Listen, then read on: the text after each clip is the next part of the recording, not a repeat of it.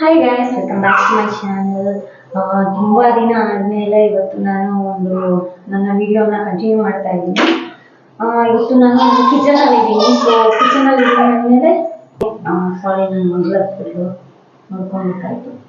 ಇವತ್ತು ನಾನು ಕಿಚನಲ್ಲಿ ಇದ್ದೀನಿ ಆದಮೇಲೆ ಏನೋ ಒಂದು ಸ್ಪೆಷಲ್ ಐಟಮ್ ಮಾಡ್ತಾ ಇದ್ದೀನಿ ಅಂತ ಅರ್ಥ.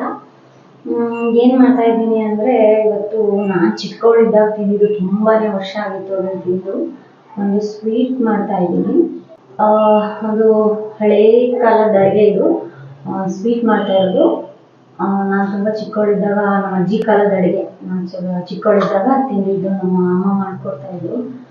ಸೊ ಅದನ್ನು ಮಾಡೋದು ಬೇರೆ ಮೆಥಡಲ್ಲಿದೆ. ಅಡುಗೆ ಸೌದೆ ಒಲೆಯಲ್ಲಿ ಮಾಡಬೇಕಾಗಿತ್ತು. ಸೌದೆ ಒಲೆಯಲ್ಲಿ ಅಂದರೆ ನೈಟ್ ಇಡೀ ಬೇಯಿಸೋರು. ರಾತ್ರಿ ಎಲ್ಲ ಅಡುಗೆ ಎಲ್ಲ ಆದಮೇಲೆ ಅದನ್ನು ಇಟ್ಬಿಟ್ಟು ರಾತ್ರಿ ಇಡೀ ಬೇಯೋರು. ಅಂದರೆ ಕೆಳಗೆಯಿಂದ ಲೈಟಾಗಿ ಕೆಂಡ ಎಲ್ಲ ತುಂಬಿಸ್ಬಿಟ್ಟು ಒಲೆ ಒಳಗೆ ಅದ್ರ ಮೇಲೆ ಅಂದರೆ ಬೆಂಕಿಯಲ್ಲಿ ಸ್ವಲ್ಪ ಹೊತ್ತು ಬೇಯಿಸಿ, ಆಮೇಲೆ ಒಲೆ ಒಳಗೆ ಕೆಂಡನ ತುಂಬಿಸ್ಬಿಟ್ಟು ಲೈಟಾಗಿ ಹೀಟು ತಟ್ಟೋ ಹಂಗೆ ಇಟ್ಬಿಟ್ಟು, ಅದ್ರ ಮೇಲೆ ಕೂಡ ಪಾತ್ರೆದ ಮೇಲೆ ಕೂಡ ಮುಚ್ಚಿಬಿಟ್ಟು ಅದ್ರ ಮೇಲೆ ಏನು ಒಂದು ಕೆಂಡನ ಸ್ಟಫ್ ಮಾಡಿಬಿಟ್ಟು ಬೇಯಿಸೋರು. ಅದು ಹೀಟೆಲ್ಲ ರಾತ್ರಿ ಇಡೀ ಹೀಟೆಲ್ಲ ನಿಧಾನವಾಗಿ ಬೇಯ್ಕೊಂಡು ಬೆಳಗ್ಗೆ ಎದ್ಬಿಟ್ಟು ತಿನ್ನೋದು.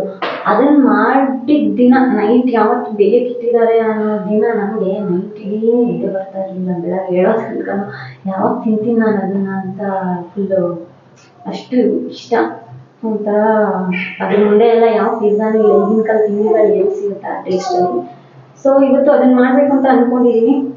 ಬಟ್ ಒಲೆ ಇಲ್ಲ. ಒಲೆ ಇಲ್ಲದೇನೆ ಸ್ಟೌವಲ್ಲಿ ಹೇಗೆ ಮಾಡ್ಬೋದು ಅಂತ ನಾನು ಕೂಡ ಫಸ್ಟ್ ಟೈಮ್ ಟ್ರೈ ಮಾಡ್ತಾ ಇದ್ದೀನಿ. ಬನ್ನಿ ನೋಡೋಣ ಹೇಗೆ ಬರುತ್ತೆ ಅಂತ. ಫಸ್ಟಿಗೆ ಇಲ್ಲಿ ಬೇಕಾಗಿರೋದು ಏನಂದರೆ ಅಕ್ಕಿನ ನೆನೆ ಹಾಕಿ ಇಟ್ಕೋಬೇಕು. ಒಂದು 3 ರಿಂದ 4 ಗಂಟೆ ನೆನೆ ಹಾಕಿ ಇಟ್ಕೊಬೇಕು. ಅದಾದಮೇಲೆ ನೆಂದ ಮೇಲೆ ಆ ಅಕ್ಕಿಗೆ ಸ್ವಲ್ಪ ಅನ್ನ ಹಾಕಿ. ಆಗಿನ ಕಾಲದಲ್ಲೆಲ್ಲ ಅನ್ನ ಹಾಕ್ತಾಯಿದ್ರು. ಅಂದರೆ ನೀವು ದೋಸೆಗೆ ಯಾವ ಥರ ಅಕ್ಕಿ ಬಳಸ್ತೀರಾ ಆ ಅಕ್ಕಿನೇ ನೆನೆ ಹಾಕಿ ಇಟ್ಕೊಬೋದು. ಅಕ್ಕಿಗೆ ಸ್ವಲ್ಪ ಅನ್ನ ಹಾಕೋತೀವಿ ನಾವು. ಅಂದರೆ ಹಳೆ ಕಾಲದವರು, ಆಗಿನ ಕಾಲದವರು ಅನ್ನ ಹಾಕಿ ಬೆಳೆಸ್ತಾಯಿದ್ರು. ಇವಾಗ ದೋಸೆಗೆಲ್ಲ ನಾವು ದೋಸೆ ಇಡ್ಲಿ ಮಾಡ್ಬೇಕಾದ್ರೆ ಅವಲಕ್ಕಿ ಹಾಕೋತಾ ಇದ್ವಲ್ಲ. ಸೊ ಇಲ್ಲಿ ನಾನು ಅವಲಕ್ಕಿನ ಬಳಸ್ತಾ ಇಲ್ಲ, ಆ ಹಳೆ ಮೆಥಡ್ನೇ ಬಳಸ್ತಾ ಇದ್ದೀನಿ. ಅನ್ನ ಹಾಕೋತೀನಿ ಸ್ವಲ್ಪ.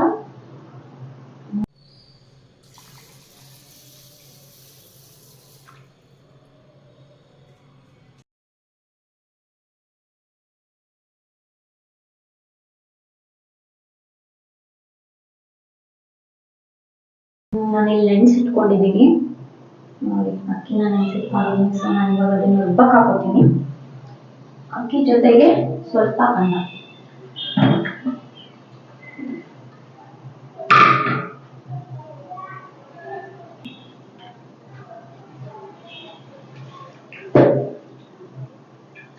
ಸೊ ಸ್ವಲ್ಪನೇ ನೆನೆ ಹಾಕಿದ್ದೀನಿ. ಫಸ್ಟ್ ಟೈಮ್ ನಾನು ಮಾಡ್ತಾ ಇರೋದು, ಈಗ ಬರುತ್ತೆ ನೋಡೋಣ ಅಂತ. ನನಗಂತೂ ತುಂಬ ಇಷ್ಟ, ತುಂಬ ವರ್ಷಗಳೇ ಆಗೋಗಿತ್ತು ತಿಂದು. ಸೊ ಫೈನಲಿ ನನ್ನ ಫೇವ್ರೆಟ್ ತಿಂಡಿನ ನಾನೇ ಮಾಡ್ಕೊತಾ ಇದ್ದೀನಿ, ಟ್ರೈ ಮಾಡ್ತಾ ಇದ್ದೀನಿ.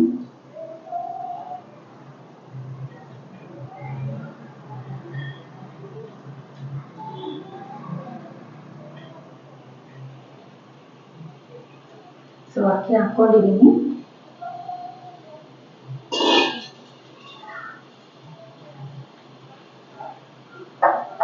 ಸ್ವಲ್ಪ ಅನ್ನ ಹಾಕೊಳ್ಳೋಣ.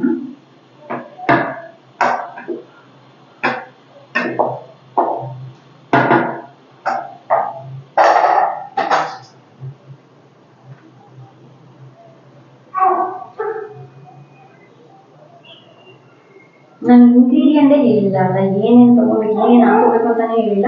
ಸೊ ಅಕ್ಕಿ ಫಸ್ಟಿಗೆ ಏನು ಬೇಕಂದರೆ ಅಕ್ಕಿ ಹಾಕ್ಕೋಬೇಕು. ಅಕ್ಕಿನ ನೆನೆಸಿಟ್ಕೊಬೇಕು. ಒಂದು 3 ರಿಂದ 4 ಗಂಟೆವರೆಗೂ ನೆನೆಸಿಟ್ಕೊಂಡ್ರೆ ಓಕೆ. ಅದಕ್ಕೆ ಸ್ವಲ್ಪ ಅನ್ನ ಬೇಕಾಗುತ್ತೆ ರುಬ್ಕೊಳ್ಳೋದಕ್ಕೆ. ಆಮೇಲೆ ಬೆಲ್ಲ, ಸ್ವೀಟ್ಗೋಸ್ಕರ ಬೆಲ್ಲ. ಸಕ್ಕರೆನೂ ಹಾಕೋಬೋದು ಅನಿಸುತ್ತೆ, ಗೊತ್ತಿಲ್ಲ. ಟೇಸ್ಟ್ ಅಷ್ಟು ಚೆನ್ನಾಗಿ ಬರಲ್ಲ ಅನಿಸುತ್ತೆ. ಬೆಲ್ಲ ತೊಗೊಂಡಿದ್ದೀನಿ. 1 ಕಪ್ 2 ಕಪ್ ಅಕ್ಕಿಗೆ 1 ಕಪ್ ಬೆಲ್ಲ ತೊಗೊಂಡಿದ್ದೀನಿ. ಸೊ ಪುಡಿ ಮಾಡಿ ಇಟ್ಕೊಂಡಿದ್ದೀನಿ. ಆಮೇಲೆ ಕಾಯಿ ಬೇಕಾಗುತ್ತೆ, ಕೊಬ್ಬರಿನೂ ಹಾಕೋಬಹುದು, ಕೊಬ್ಬರಿಗಿಂತ ಕಾಯಿ ಜಾಸ್ತಿ ಟೇಸ್ಟ್ ಕೊಡುತ್ತೆ. ಇದನ್ನ ಫ್ರೈ ಮಾಡಿಬಿಟ್ಟು ಕೂಡ ಹಾಕೋಬಹುದು. ಇದನ್ನ ರುಬ್ಬಕ್ಕೆ ಹಾಕೊಳ್ಳೋಂಗಿಲ್ಲ, ಇದು ಸಪ್ರೇಟ್ ಆಗಿ ರುಬ್ಬಿದ್ದು ಜೊತೆಗೆ ಹಾಕೋಬೇಕು, ಅದನ್ನ ಆಮೇಲೆ ಹೇಳ್ಕೊಡ್ತೀನಿ. ಸೊ ನಾನು ಈ ತರ ಚಿಕ್ಕ ಚಿಕ್ಕದಾಗಿ ಕಟ್ ಮಾಡಿ ಇಟ್ಕೊಂಡಿದ್ದೀನಿ ನೋಡಿ. ಈ ತರ ಚಿಕ್ಕ ಚಿಕ್ಕದಾಗಿ ಕಟ್ ಮಾಡಿ ಇಟ್ಕೊಬೇಕು. ಇದನ್ನ ಎಣ್ಣೆಯಲ್ಲಿ ಹಾಗೆ ಸ್ವಲ್ಪ ಫ್ರೈ ಮಾಡಿದ್ರು ಓಕೆ.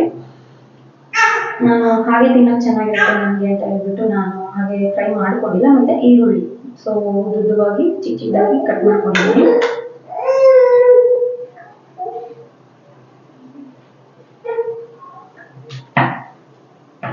ಸೊ ಈಗ ಅಕ್ಕಿ ಹಾಕಿದ್ದೀನಲ್ವಾ, ಅಕ್ಕಿ ಮತ್ತೆ ಅನ್ನ ಹಾಕೊಂಡಿದ್ದೀನಿ ನೋಡಿ. ಈಗ ಬೆಲ್ಲನ ಅದ್ರ ಜೊತೆಗೆ ಹಾಕೊಂಡ್ಬಿಡೋಣ.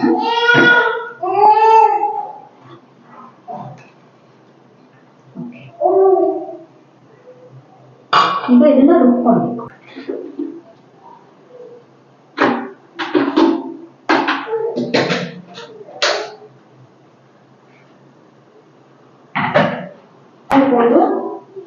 ದೋಸೆ ಹೇಗೆ ರುಬ್ಕೊಳ್ತೀರಾ ಆ ತರ ಸ್ವಲ್ಪ ಎಷ್ಟು ನೀರು ಬೇಕಾಗುತ್ತೆ ಅಷ್ಟು ನೀರು ಹಾಕೊಂಡು ರುಬ್ಕೋಬೇಕಾಗುತ್ತೆ.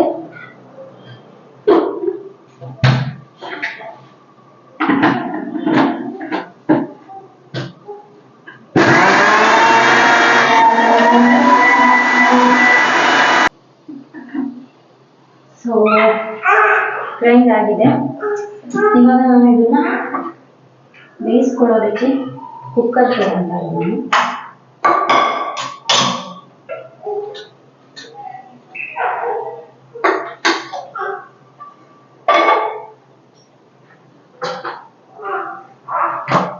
ಸ್ವಲ್ಪ ಎಣ್ಣೆ ಹಾಕೊಂಡು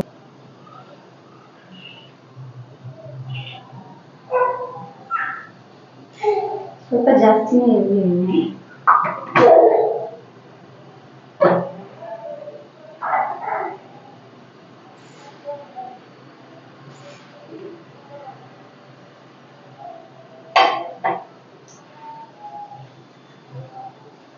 ಇದು ಫುಲ್ ಪಾತ್ರೆಗೆಲ್ಲ ಅಂಟ್ಕೊಳ್ಳೋ ಹಂಗೆ ಎಣ್ಣೆನ ಸವರಬೇಕಾಗುತ್ತೆ. ಅದಾದ್ಮೇಲೆ ಈರುಳ್ಳಿ ಹಾಕಿ ಸ್ವಲ್ಪ ಫ್ರೈ ಮಾಡ್ಕೊಳ್ಳಿ.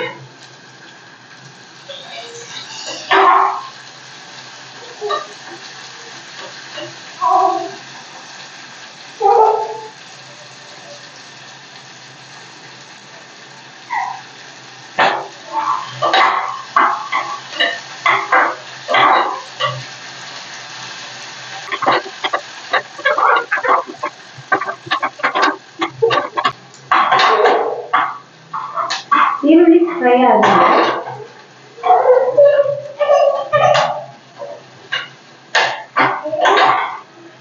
ಈ ಕಾಯಿನ ಹಾಕಿ ಸ್ವಲ್ಪ ಹಾಗೆ ಫ್ರೈ ಮಾಡ್ತೀನಿ ಅಷ್ಟೇ.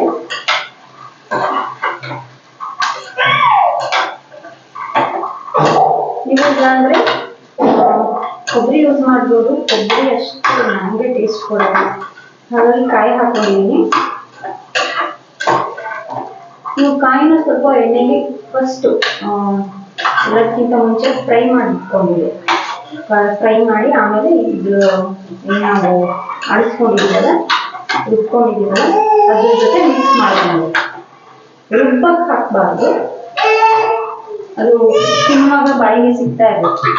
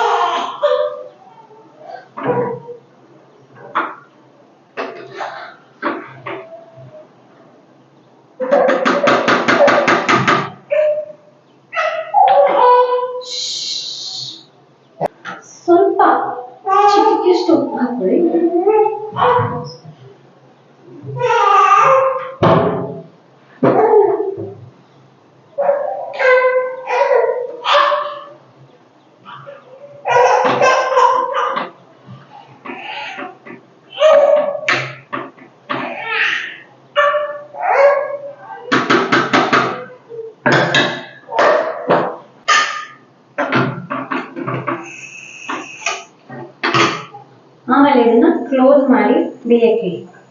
ಸ್ವಲ್ಪ 1-2 ಮಿನಿಟ್ಸ್ ಹೈ ಫ್ಲೇಮಲ್ಲಿ ಇಡಿ. ಆಮೇಲೆ ಫುಲ್ ಬೇಯೋ ತನಕನೂ ಲೋ ಫ್ಲೇಮಲ್ಲಿ ಇಟ್ಟರೆ ಆಯಿತು. ಸ್ವಲ್ಪ ಬೇಯಿಸ್ಕೊಳ್ಳಿ.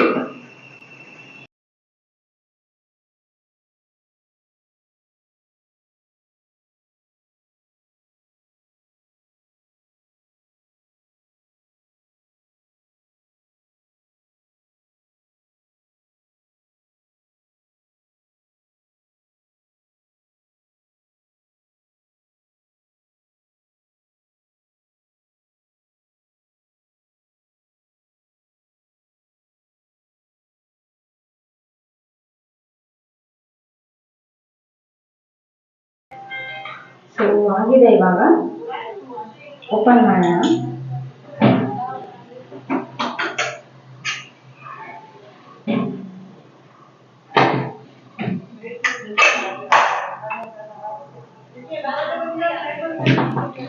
ಸೈಡನ್ನ ಸ್ವಲ್ಪ ಹೀಗೆ ಓಪನ್ ಮಾಡ್ಕೊಳ್ಳೋದಕ್ಕೆ ಹೀಗೆ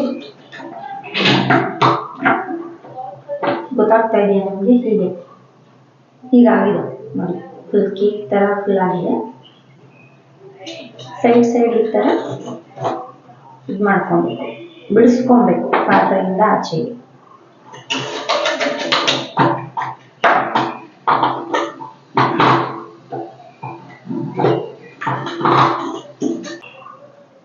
ಈ ಪ್ಲೇಟ್ಗೆ ಹೀಗೆ ಫುಲ್ ಉಲ್ಟಾ ಮಾಡಿ ಅದನ್ನ ತೆಗಿಬೇಕು.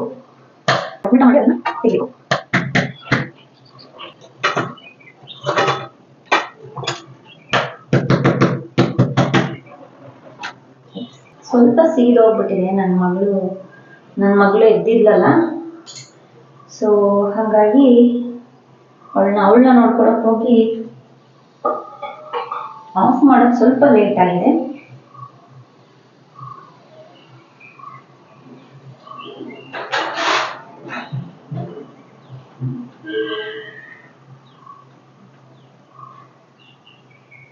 ನೋಡಿ, ಈ ತರ ಇದೆ.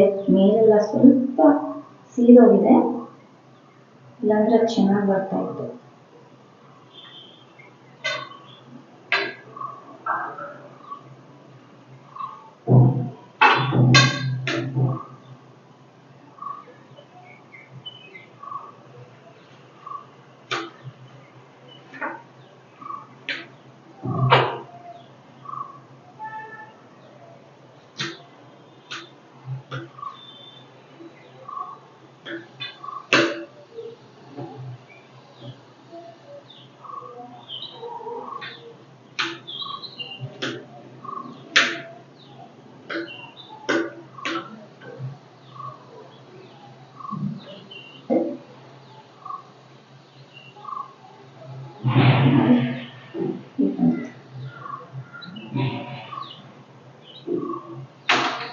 ಇದನ್ನ ಒಂದು ಹಾಟ್ ಬಾಕ್ಸ್ ಅಲ್ಲಿ ಹಾಕಿ ಇಟ್ಕೊಂತಾ ಇದ್ದೀನಿ.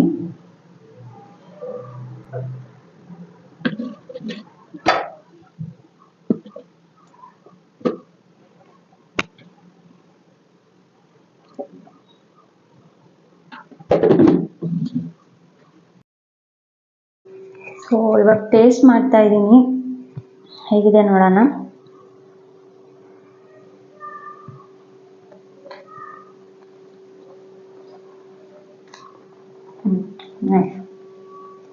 ಚೆನ್ನಾಗಿ ಬಂದಿದೆ.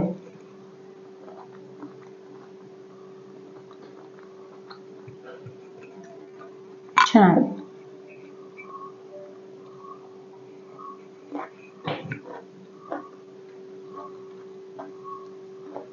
100% ಅದೇ ಟೇಸ್ಟ್ ಇದೆ ಅಂತಲ್ಲ,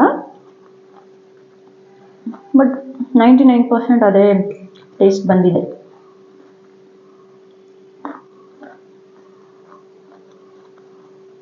ಚೆನ್ನಾಗಿದೆ, ಮಾಡ್ಬೋದು. ಕುಕ್ಕರಲ್ಲಿ ಸೌದೆ ಒಲೆ ಇಲ್ಲದೇನೆ ಕೆಳಗೆಯಿಂದ ಮೇಲೆಯಿಂದ ಎಲ್ಲ ಬೆಂಕಿ ಶಾಖ ಕೊಟ್ಟು ಮಾಡೋಕ್ಕಾಗ್ದೇನೆ ಕುಕ್ಕರೆಲ್ಲವನ್ನು ಕಲ್ತಪ್ಪನ ಈ ಥರನೂ ಮಾಡ್ಕೊಂಡು ತಿನ್ಬೋದು. ಚೆನ್ನಾಗಿದೆ, ಅದೇ ಥರ ಟೇಸ್ಟ್ ಇದೆ. ಸೊ ನಾನು ಹ್ಯಾಪಿ. ನಾನಂತೂ ಅವಾಗವಾಗ ಮಾಡ್ಕೊಂಡು ತಿಂತೀನಿ. ಹಾಗೆಯೇ ನಮ್ಮ ಮಮ್ಮಿ ಇನ್ನೊಂದು ಈ ದೋಸೆ ತವಾದಲ್ಲಿ ಮಾಡೋರು ಸೇಮ್ ಇದೆ. ಕಲ್ತಪ್ಪ ಬೇಕು ಅಂದಾಗ ಏನು ಸ್ಟಾರ್ಟಿಂಗಲ್ಲಿ ಬೇಕು ಅಂದಾಗ ತಕ್ಷಣಕ್ಕೆ ಮಾಡಬೇಕು, ಅರ್ಜೆನ್ಸಿಯಲ್ಲಿ ಮಾಡಬೇಕು ಅಂದಾಗ ನೀರು ದೋಸೆ ಹಾಕ್ತೀವಲ್ಲ ಆ ಥರ ತವಾದಲ್ಲಿ ಈ ಥರ ಇದು ಮಾಡಿಬಿಟ್ಟು ದೋಸೆ ಟೈಪಲ್ಲೂ ಮಾಡೋರು, ಸ್ವಲ್ಪ ದಪ್ಪದಾಗ ಹಾಕಿ ಕೊಡೋರು. ಅದು ಕೂಡ ಇದೇ ಥರ ಟೇಸ್ಟ್ ಸಿಗ್ತಾಯಿತ್ತು.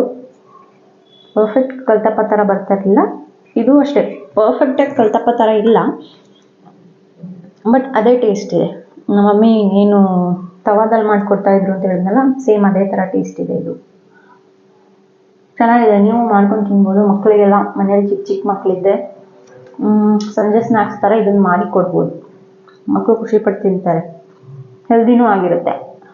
ಈಗ ಹೊರಗಡೆ ಕೊಡಿಸೋದು ಜಂಕ್ ಫುಡ್ಗಿಂತ ಮನೆಯಲ್ಲೇ ಈ ಥರ ಮಾಡಿಕೊಟ್ರೆ ತುಂಬ ಚೆನ್ನಾಗಿರುತ್ತೆ. ಸೊ ಆ ತವಾದಲ್ಲಿ ಮಾಡೋದನ್ನು ಒಂದ್ಸಲ ಟ್ರೈ ಮಾಡೋಣ, ಮುಂದೆ ಯಾವಾಗಲಾದರೂ ಮಾಡಿ ಟ್ರೈ ಮಾಡೋಣ. ನಾನಂತೂ ಒಂದಿನ ಮಾಡಿಲ್ಲ, ನಮ್ಮ ಮಮ್ಮಿ ನನಗೆ ಮಾಡಿಕೊಟ್ಟಿದ್ರು ಒಂದ್ಸಲ, ಸೊ ಅದನ್ನು ಟ್ರೈ ಮಾಡೋಣ. ಆಸೆ ಪಟ್ಟಿದ್ದು ಆಯಿತು, ಕಲ್ತಪ್ಪ ಮಾಡಿದ್ದು ಆಯಿತು, ಅದು ನೀಟಾಗಿ ಬಂತು, ಟೇಸ್ಟಿ ಕೂಡ ಆಗಿತ್ತು. ಸೊ ನೀವು ಮನೆಯಲ್ಲೆಲ್ಲ ಮಾಡ್ಕೊಂಡು ತಿನ್ನಿ. ಇವತ್ತಿನ ವಿಡಿಯೋನ ಇಲ್ಲಿಗೆ ಮುಗಿಸ್ತಾ ಇದ್ದೀನಿ. ಇವತ್ತಿನ ರೆಸಿಪಿ ಅಡುಗೆ ಹೇಗಿತ್ತು ಅಂತ ಕಮೆಂಟ್ ಮಾಡಿ ತಿಳಿಸಿ. ಹಾಗೆ ಯಾರೆಲ್ಲ ಸಬ್ಸ್ಕ್ರೈಬ್ ಮಾಡಿಲ್ಲ ಪ್ಲೀಸ್ ಸಬ್ಸ್ಕ್ರೈಬ್ ಮಾಡ್ಕೊಳ್ಳಿ. ಸಬ್ಸ್ಕ್ರೈಬ್ ಮಾಡಿಕೊಂಡು ಹಾಗೆ ಸಪೋರ್ಟ್ ಮಾಡ್ತಾಯಿರಿ ನನಗೆ ಅಂತ ಹೇಳ್ತಾ ಮುಂದಿನ ವಿಡಿಯೋದಲ್ಲಿ ಸಿಗೋಣ. ಬಾಯ್.